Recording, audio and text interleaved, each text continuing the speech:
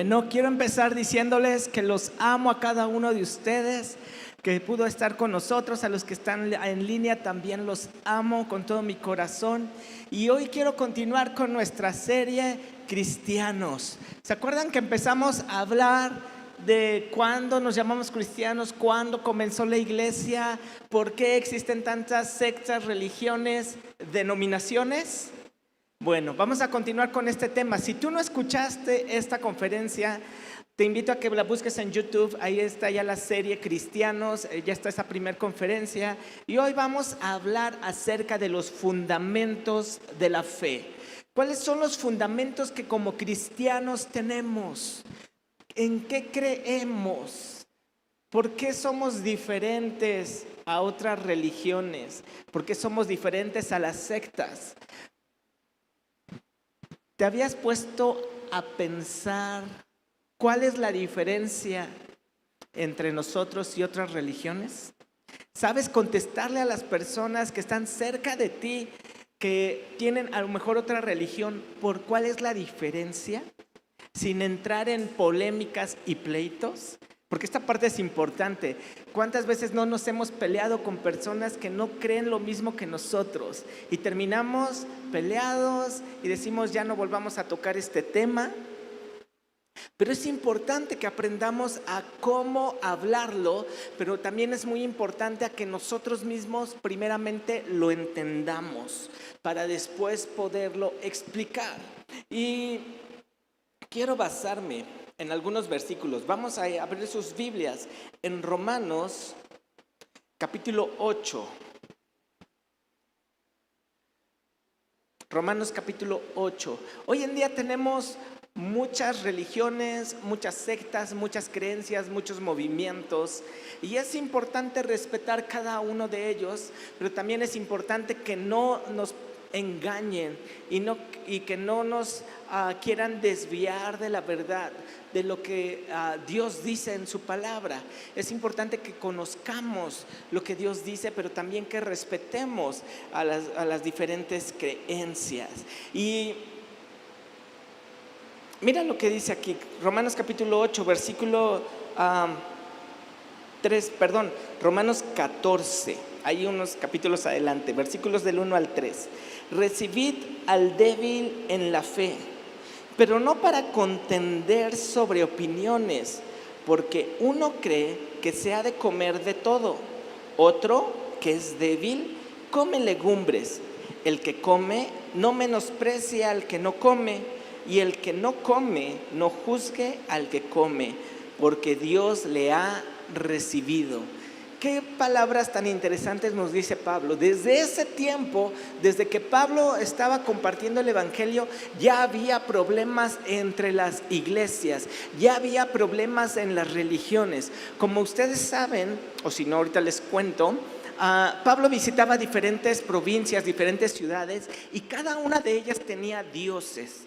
Cada una de ellas tenía sus creencias, sus propias religiones, pero cuando fue poniendo las iglesias, también entre ellas se empezaron a pelear, porque cada uno tenía su opinión, cómo se debían de hacer las cosas, qué era lo correcto y qué era lo incorrecto. Y aquí nos da un ejemplo, dice que reciban al débil en la fe. ¿Saben qué?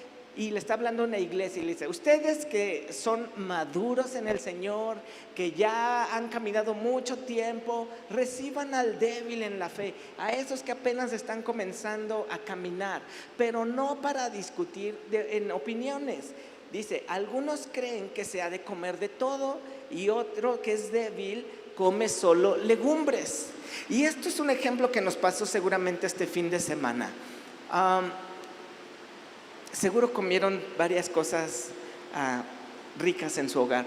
Por ejemplo, ¿quién comió pozole el viernes o el sábado? Ok. ¿Quién comió pambazos? Ok. ¿Quién comió tostadas? Ok. Yo me enteré por ahí de una familia que el viernes en su festejo comió pizza. ¿Se imaginan eso? Aquí Pablo me dice: no los juzgues, porque son débiles en la fe. Y varios de nosotros los juzgaríamos, ¿verdad? Diríamos, a ver, puedes comer pizza cualquier día, pero el 15 y el 16 tienes que comer pozole, tienes que comer pambazos, tienes que comer tostadas. Y bueno, algunos comieron de todo un poquito y también los perdono. Dice, los que comen de todo, pues no los juzgues tampoco. Yo el domingo estuve comiendo con algunos hermanos, con nuestros líderes de la iglesia, y cuando llegué a mi casa le pedí perdón al Señor. Le dije, perdóname porque hoy sí pequé, esto fue gula, no podía ya ni dormir de tanto que comimos. Y yo sé que a algunos de ustedes les pasó, y aquí dice su palabra, no los juzgues. Aunque hayan comido esto, no los juzgues. Aunque hayan comido el otro, no los juzgues. Y eso sucede con el Señor. A veces empezamos a juzgar a las personas por lo que creen, por cómo se visten, por cómo hablan, si trajo o no trajo Biblia, y volteas ahorita a ver de reojo al que está junto a ti. ¿Y a qué vino si no trajo nada? Dice, no les juzgues. Más bien recíbelos, ámalos, ayúdales a crecer.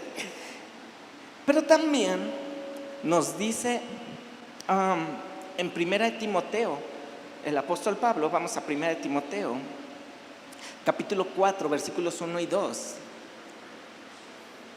Nos da otro tipo de advertencia. Dice, ok, bueno, entonces todos vamos a amarnos y no vamos a juzgarnos y vamos todos a caminar igual.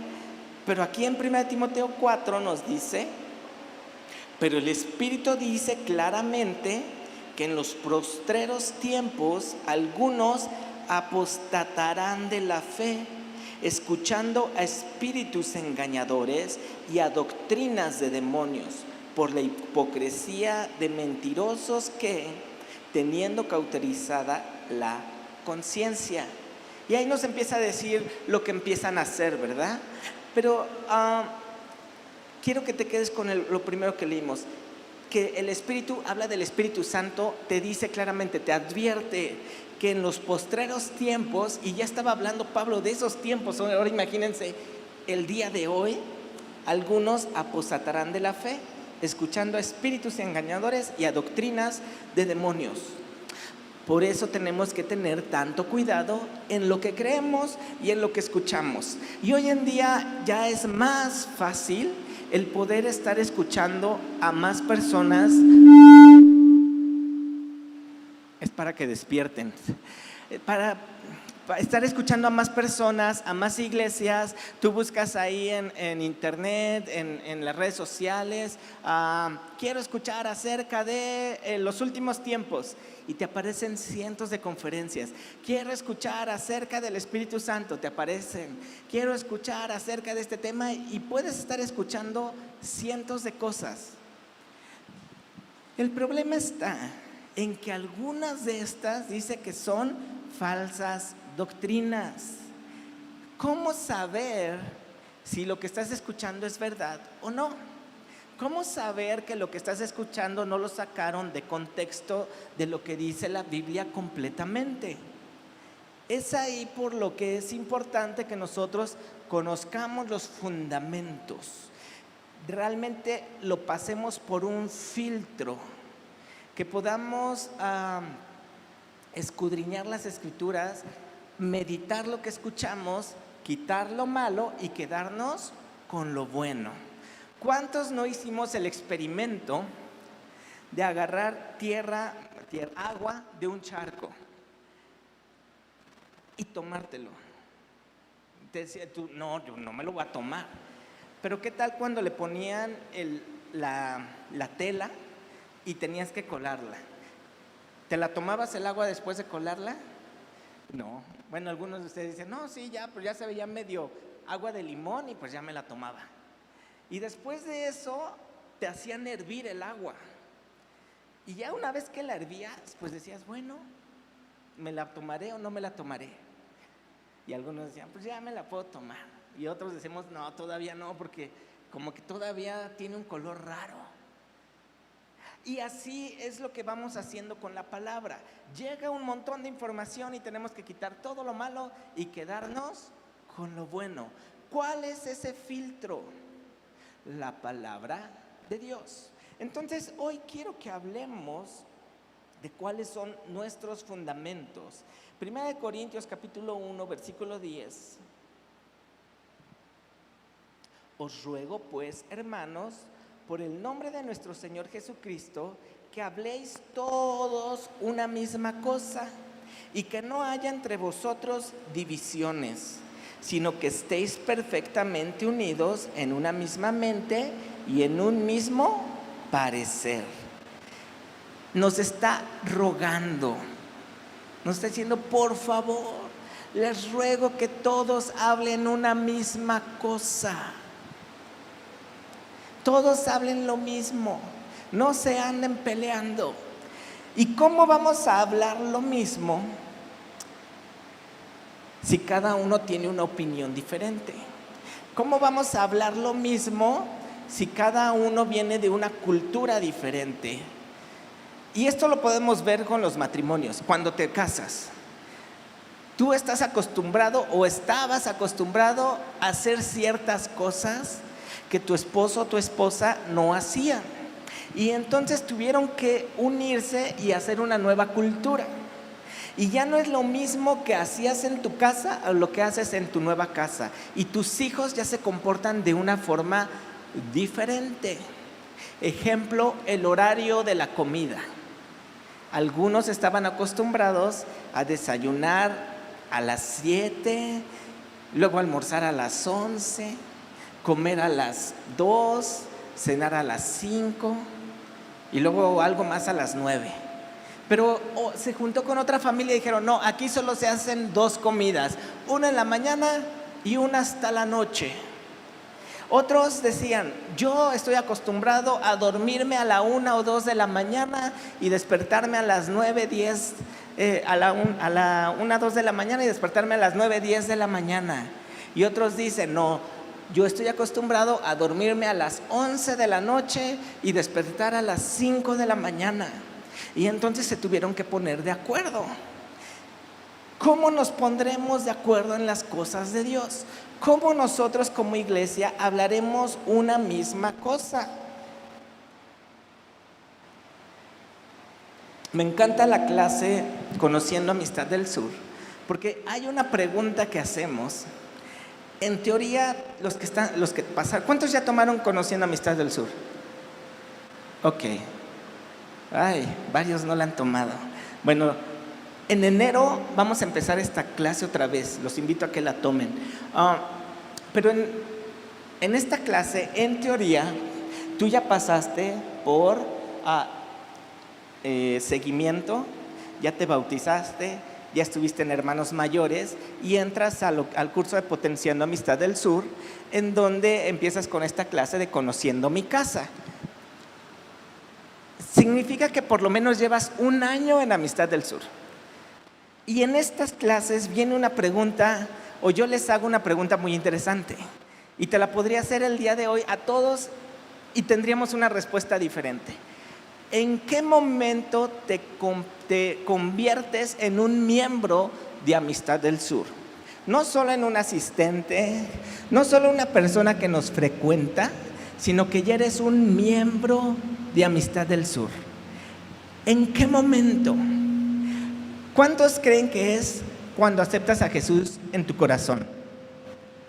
Ok, un par de manos. ¿Cuántos creen que es cuando te bautizas? Otro par de manos. Cuando empiezas a servir en un ministerio? Ok, más manos.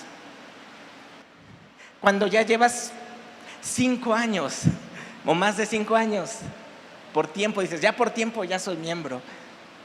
Ok, menos manos, pero por ahí una. ¿Se dan cuenta cómo cada uno tiene una respuesta diferente? Y aquí Pablo te dice, les ruego que hablen una misma cosa.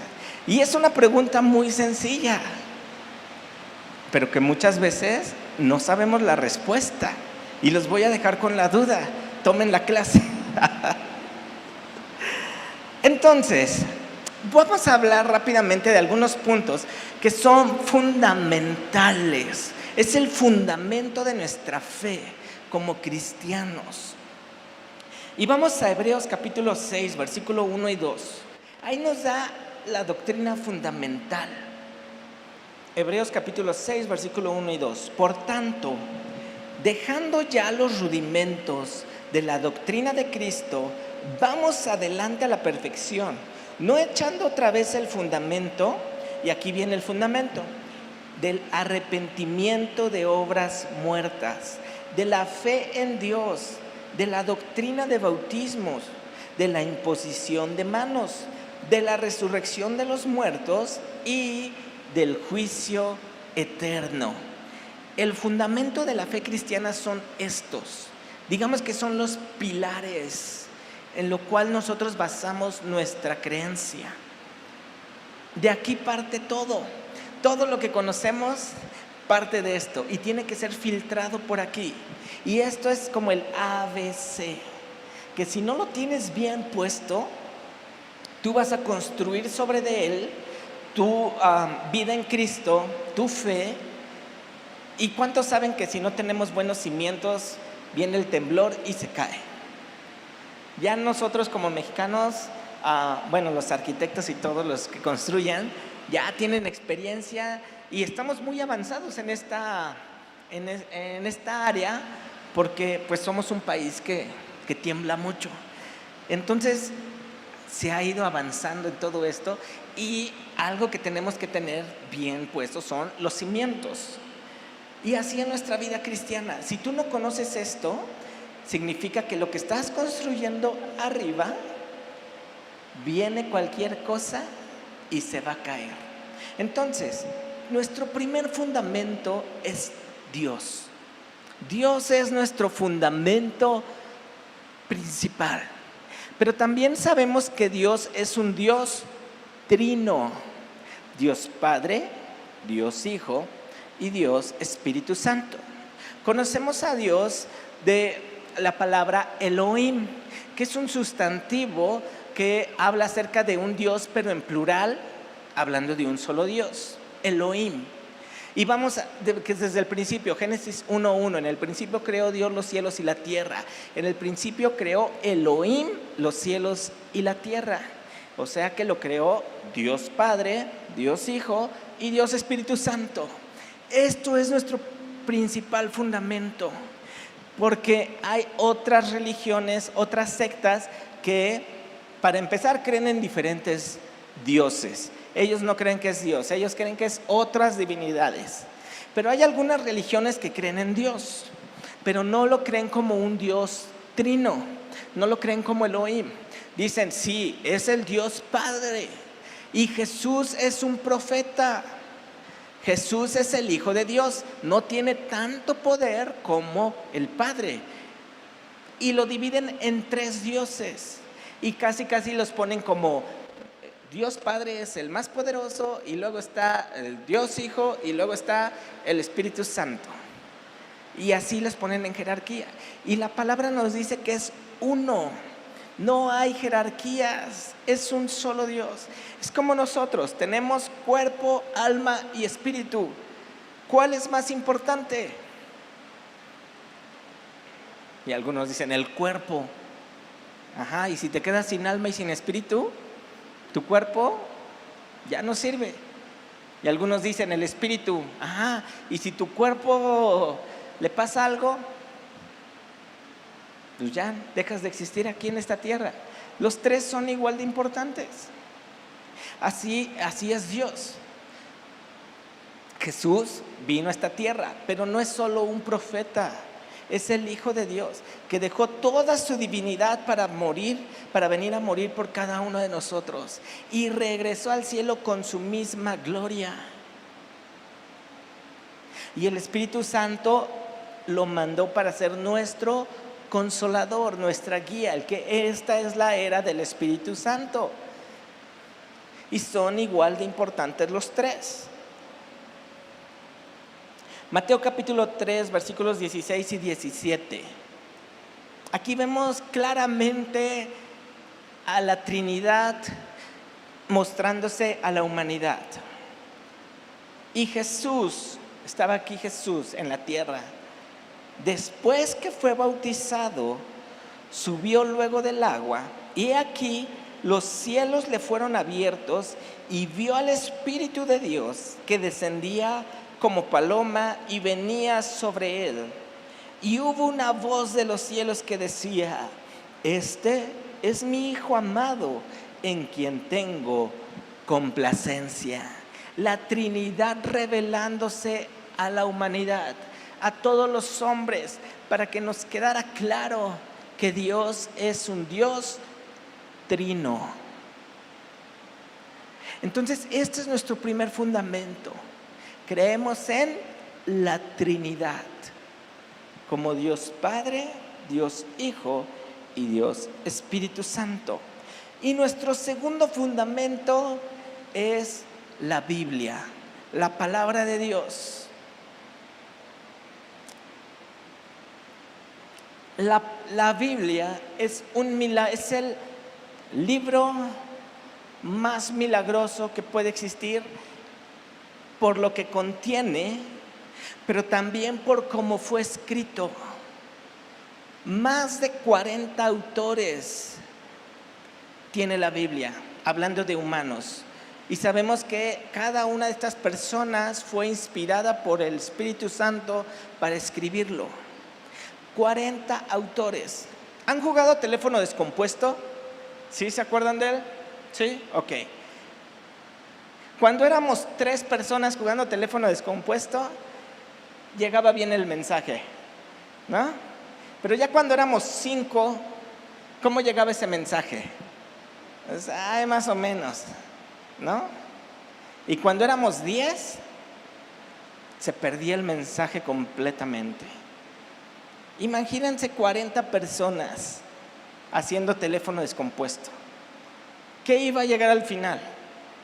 ¿Quién sabe? Pero una cosa totalmente diferente a lo que se dijo.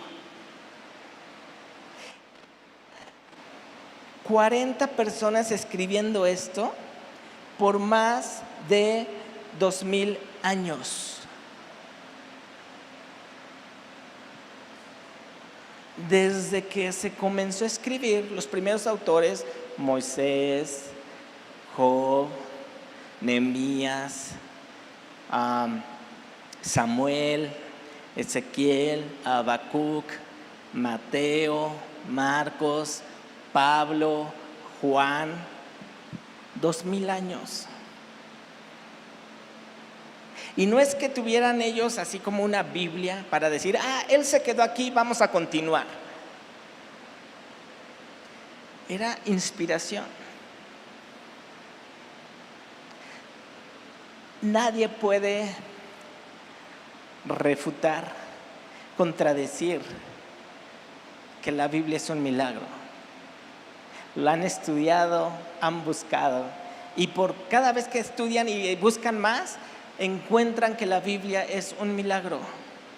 ¿Cómo es posible que tanta gente la haya escrito? ¿Cómo es posible que en tantos años y tenga tanta coherencia?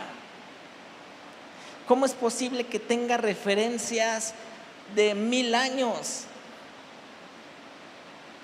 ¿Cómo es posible eso? ¿Cómo es posible que se cumplieran tantas profecías en un hombre?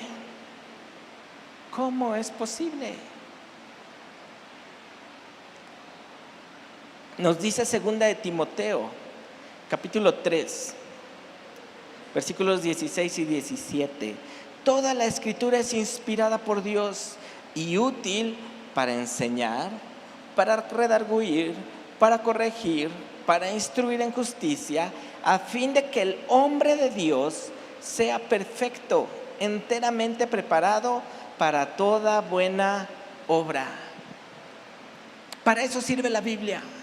Por eso la tenemos que estudiar todos los días, memorizarla, pero sobre todo a ponerla por obra, porque dice que es útil para enseñar, para redarguir, para corregir y para instruir en justicia. Por eso hay partes de la Biblia que no nos gustan, porque dice que es útil para corregir. ¿A cuántos les gusta ser corregidos? A nadie, ¿verdad? No nos gusta que nos corrijan. Por eso es tan incómodo de pronto leer la Biblia, porque nos habla, nos enseña, nos corrige, nos redarguye y nos instruye en justicia. Pero también nos dice 2 de Pedro, capítulo 1, versículos 19 al 21. Tenemos también la palabra profética más segura, a la cual hacéis bien en estar atentos como a una antorcha que alumbra en lugar oscuro, hasta que el día esclarezca y el lucero de la mañana salga en vuestros corazones, entendiendo primero esto, que ninguna profecía de la Escritura es de interpretación privada, porque nunca la profecía fue traída por voluntad humana, sino que los santos hombres de Dios hablaron siendo inspirados por el Espíritu Santo. ¿Se dan cuenta por qué la Biblia es nuestro fundamento? Y tenemos que conocerla para poder filtrar todo lo que escuchamos, todo lo que vemos, todo lo que hacemos tiene que pasar por ahí. Pero si no la estudiamos, si no la conocemos, es por eso que podemos ser engañados. Por eso escuchamos a alguien compartir algo y decimos, uy, yo lo creo. Y un ejemplo de esto es un dicho que dicen que viene en la Biblia y es que la hoja de un árbol no cae si no es la voluntad de Dios. ¿Lo han escuchado? ¿Y cuántos no lo predican y lo dicen? No, es que debe de ser la voluntad de Dios porque no cae ni una hoja si no es su voluntad. Bueno, déjame decirte que eso no viene en la Biblia. Búscalo y no lo vas a encontrar. Viene en un libro apócrifo de la Biblia. Y si no sabes qué es eso, toma la clase de lo que creemos, disciplinas espirituales, y ahí viene un poquito de este tema. De pronto decimos, es que lo dijo este predicador, entonces ya lo creo. Otro de esos ejemplos es cuando estás predicando y el Espíritu Santo te está usando fuertemente y entonces Saulo de Tarso tuvo un encuentro con Jesús y se cayó del caballo. Y entonces todos se quedan así, entonces se cayó de un caballo, y vas contando la historia que se cayó del caballo, hasta que llega alguien y te dice, oye, es que la Biblia no dice que se cayó del caballo, solo dice que se cayó, pero no sabemos si iba caminando, si iba en un caballo, si iba en un asno, si iba en un elefante. Bueno, no, caerse del elefante sí le pasa algo, ¿no? Pero así lo llevamos. O la famosa manzana de Adán. El fruto prohibido lo convertimos en una manzana. Pero la Biblia nunca dice que fue una manzana, dice que era el fruto prohibido. Alguien en su imaginación dijo, pues es una manzana. Y se me hace algo lógico. Cuando pensamos en un fruto, ¿cuál es el primer fruto que te viene a la cabeza? Bueno, ahorita ya les dije manzana, pero prueben mañana. Mañana háganse esa pregunta. Fruta, manzana. Y así podría seguirte dando muchos ejemplos de por no leer la Biblia o por leerla pero no ponerle atención, entramos en doctrinas erróneas. Tenemos que escudriñarla, meditarla y aprenderla. Entonces, tenemos nuestros dos fundamentos. Tenemos un tercero que es la salvación. La salvación. Este fundamento tenemos que tenerlo bien cimentado y nuestra fe tiene que estar bien cimentada y creyendo que realmente Jesús es nuestro Salvador. Y lo primero que sabemos es lo que nos dice Romanos: por cuanto todos pecaron, están destituidos de la gloria de Dios, ¿verdad? Y la paga del pecado es muerte. Entonces, todos hemos pecado, todos estamos destituidos y no podemos hacer nada por nosotros mismos para ser salvos. No es por obras para que nadie se gloríe. ¿Cuántos no hemos escuchado en algunas religiones que puedes pecar, pero si tú das cierta cantidad de dinero, tus pecados te son perdonados? Que si tú rezas, oras, repites algunas oraciones 10, 20, 50 veces, tus pecados te son perdonados. Que si tú pecas pero ayudas al pobre y al necesitado, tus pecados te son perdonados. Pero la palabra es clara en este punto. Dice, no es por obras, no es por lo que haces, no es por cómo te portas, es por tu fe en Dios. Es por tu fe que tú crees que Jesús vino a este mundo, que fue un hombre, que fue azotado, que fue crucificado, que murió, pero que al tercer día resucitó. Y que después de pasar otros 40 días en la tierra, subió al Padre y está preparándonos morada. Eso es lo que te da salvación. Es creer, Jesús murió por mis pecados y por Él soy salvo y por Él tengo acceso a mi Padre, porque Él es el camino, la verdad y la vida. Porque Él es mi Salvador. Y cuando lo crees con todo tu corazón, entonces eres verdaderamente salvo. ¿Y cómo saber que lo creo en mi corazón? Porque lo puedo compartir sin ningún temor. Porque sé que es la verdad. Pero cuando hay duda en mí, entonces no lo puedo compartir, porque no sé si es verdad, porque no estoy completamente seguro, porque se van a burlar de mí, se van a burlar de mi religión, de lo que yo creo. Y aquí es un momento en donde tú debes de reflexionar y decir, ¿realmente creo en Dios? ¿Realmente lo puedo decir sin miedo, sin temor? Aunque la gente se burle, aunque la gente me critique, ¿realmente yo puedo pararme y decir, Él es el Dios verdadero? El Hijo de Dios vino a este mundo a morir por mí. Y puedes decirme que creo en fábulas y que soy un tonto, pero yo sé cuál es la verdad.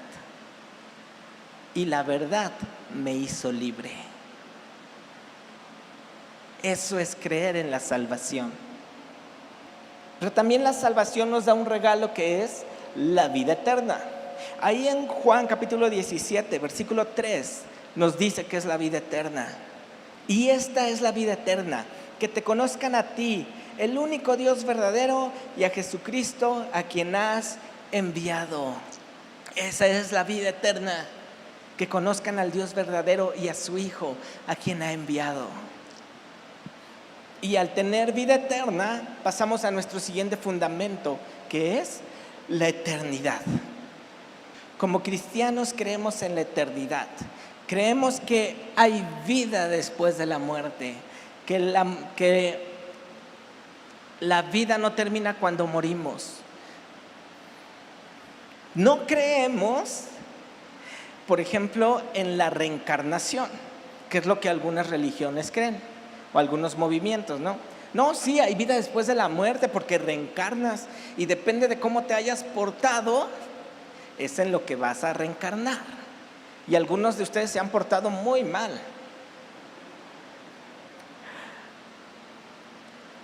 No creemos en reencarnación. No, es que tú seguramente en la vida anterior fuiste un león, fuiste un águila, tú fuiste un emperador. No creemos en la reencarnación. Creemos en la eternidad y que sí hay vida después de la muerte. ¿Por qué? Porque Jesús nos vino a pasar de muerte a vida. Nuestro espíritu estaba muerto, pero cuando le recibimos, Él nos da vida juntamente con Él. Somos resucitados juntamente con Él y tenemos vida eterna. ¿Cuándo comienza esta vida eterna? ¿Cuando morimos o cuando aceptamos a Jesús en nuestro corazón? Cuando aceptas a Jesús en tu corazón, pasas de muerte a vida y comienza tu vida eterna. Eso significa que ya estás viviendo tu vida eterna. No significa que el día que mueras empieza tu eternidad. Estamos empezando a vivir la vida eterna. ¿Qué estás haciendo con tu eternidad? ¿Está en la cuerda floja? Bueno, no, es que yo creo que cuando muera entonces sí, ya va a empezar la eternidad. Por eso hay tantas discusiones y tantas denominaciones, porque dicen que la salvación no se pierde, que salvo siempre salvo. Pero la palabra es clara y nos dice: cuida tu salvación con temor y temblor. Cuida tu eternidad. No vaya a ser que la pierdas, que ahorita estés caminando en eternidad y por andarte metiendo en pecados, lugares donde no debes de estar, pierdas tu eternidad. Por darle placer a la carne, pierdas eternidad. Tenemos que estar realmente convencidos de que somos salvos. Y dentro de esta eternidad creemos que Jesús regresará.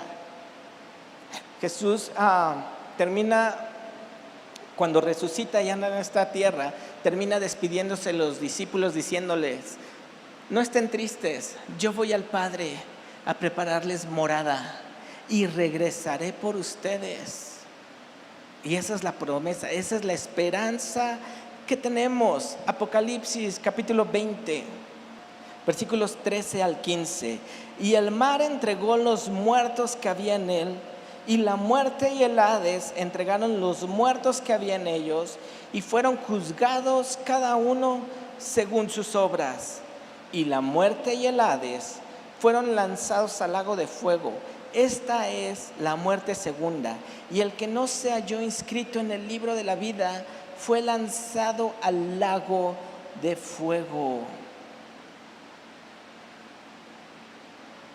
La separación, la vida eterna se va a vivir en dos formas: junto al Padre, junto a Dios, o en el lago de fuego. Termina diciendo el versículo 15: y el que no se halló inscrito en el libro de la vida fue lanzado al lago de fuego. ¿Tu nombre está inscrito en el libro de la vida? ¿Estás seguro que está ahí y que no ha sido borrado? ¿Estás seguro de que cuando Cristo venga irás con Él? ¿Entrarás a juicios y dirán: bienvenido al paraíso?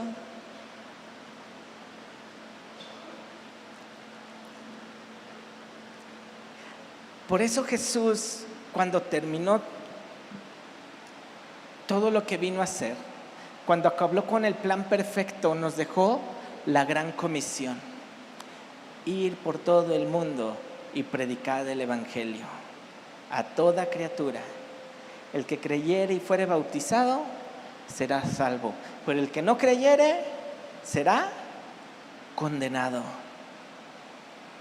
Y es por eso que es tan apremiante el compartir el evangelio todos los días, a todas las personas, primeramente a tus familiares.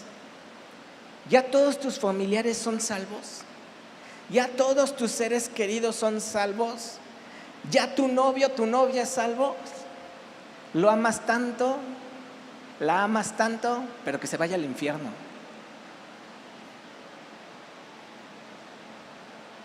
¿Tu esposo, tu esposa, tus hijos son salvos? ¿Tus vecinos son salvos? Y es ahí en donde podemos probar nuestro principio. ¿Realmente creo que Jesús va a volver? ¿Realmente creo que va a haber vida eterna con el Padre o en el lago de fuego? ¿O creo que es un cuento de hadas solo para espantarnos y que vivamos bien? Pero si realmente lo creo, primeramente cuido mi salvación con temor y temblor, diciéndole no a la carne, porque yo quiero vida eterna con el Padre. Y después compartiendo el Evangelio, porque no quiero que ninguna persona termine sufriendo en el lago de fuego por la eternidad. Cada vez que nosotros tenemos la oportunidad de compartir el Evangelio y no lo hacemos, tenemos que revisar nuestro fundamento. ¿Por qué no lo hice? ¿Porque no creo en el infierno? ¿Porque no estoy seguro si el Hijo de Dios murió por mí? ¿Por qué no lo hice? Porque no tengo tan buen testimonio. Entonces, revisa si estás inscrito en el libro de la vida y no nada más estás viviendo una religión. ¿Cuál es la diferencia entre ir domingo a domingo a cualquier iglesia y el tener una relación personal con Dios? ¿Qué hace la diferencia? Es que yo asisto todos los domingos. Sí, el de las otras religiones también, y hasta es más fiel que tú.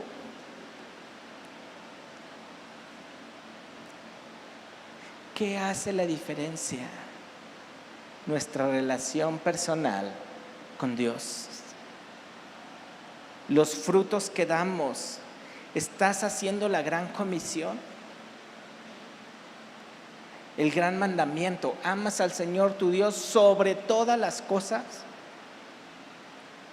¿O ponemos primero ciertas cosas y después a Dios?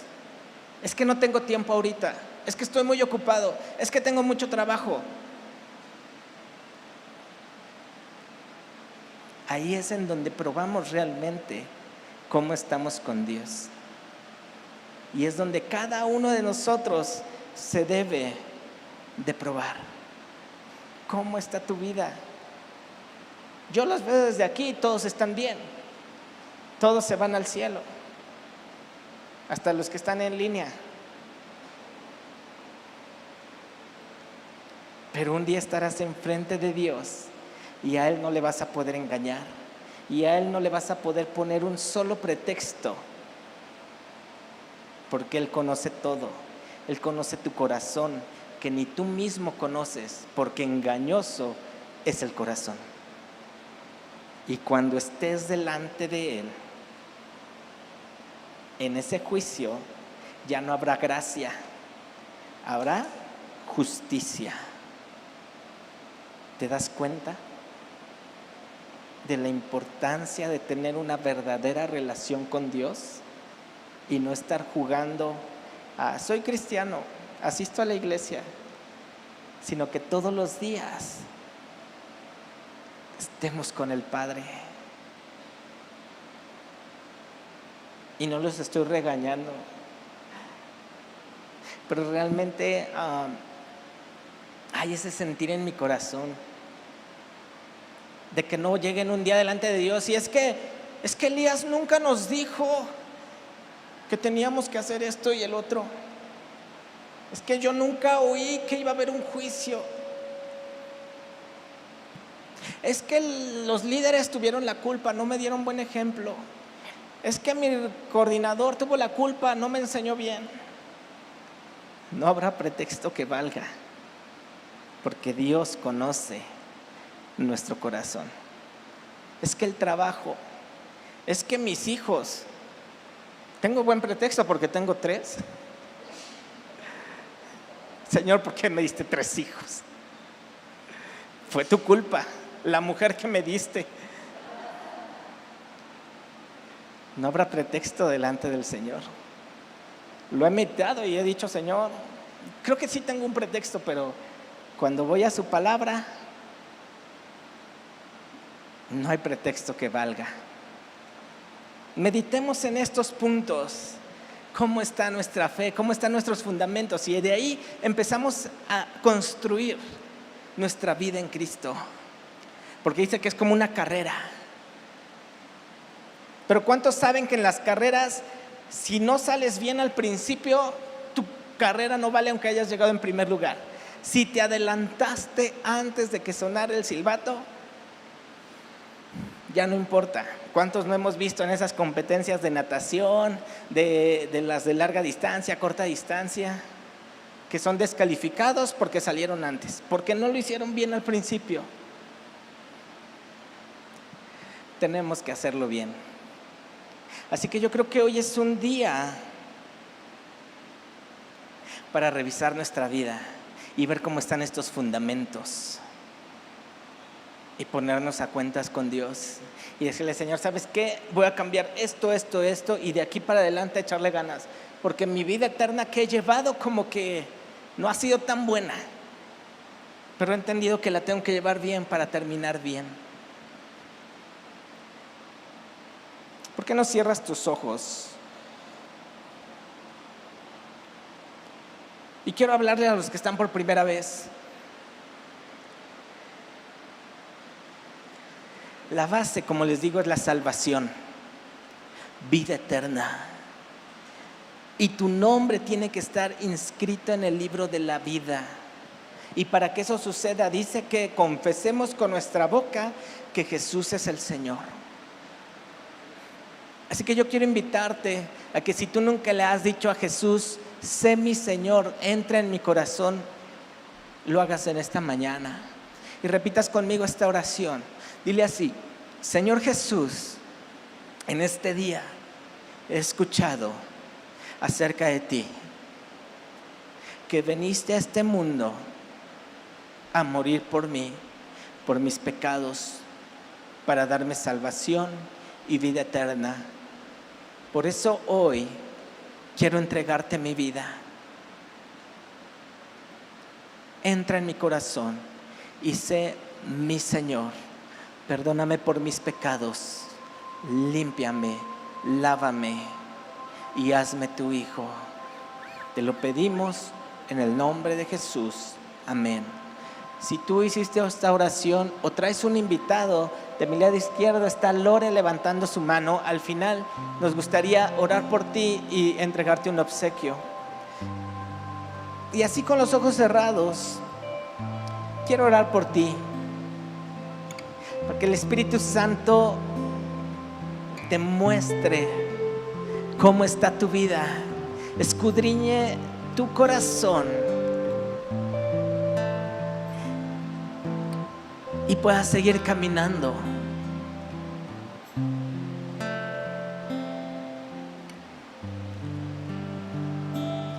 Dice su palabra claramente que su palabra es útil para enseñar, para redarguir, para corregir y para instruir en justicia.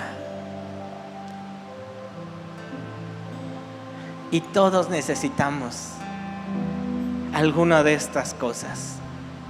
Espíritu Santo, tú hablaste tu palabra. Y aquí hay corazones fértiles en donde la semilla fue sembrada. Yo te pido que la protejas, que el enemigo no la robe, que quites cardos y espinos para que no la ahoguen. Pero también te pido por aquellos que su corazón está endurecido, que es como un camino, que tiene esa tierra seca y la semilla no puede entrar. Trabaja en ellos para que esta semilla no sea perdida. Espíritu Santo, trae a sus corazones, a su mente, esa convicción de justicia, de pecado y de juicio. Trae a su vida la convicción de que su nombre está escrito en el libro de la Biblia. Pero si no lo está, también trae esa convicción para que ellos se pongan a cuentas contigo. Aumenta nuestra fe. Si hay duda de que tú eres el Dios creador, el Dios que creó el universo, el Dios que nos creó, aumenta nuestra fe para creer que el Hijo de Dios, Jesucristo, se despojó de su divinidad y vino a este mundo a morir por nosotros, pero que al tercer día resucitó y que regresó al cielo con poder y gloria, y que un día regresará por nosotros. Aumenta nuestra fe para creer que un día le veremos y todo ojo le verá regresando con poder y gloria.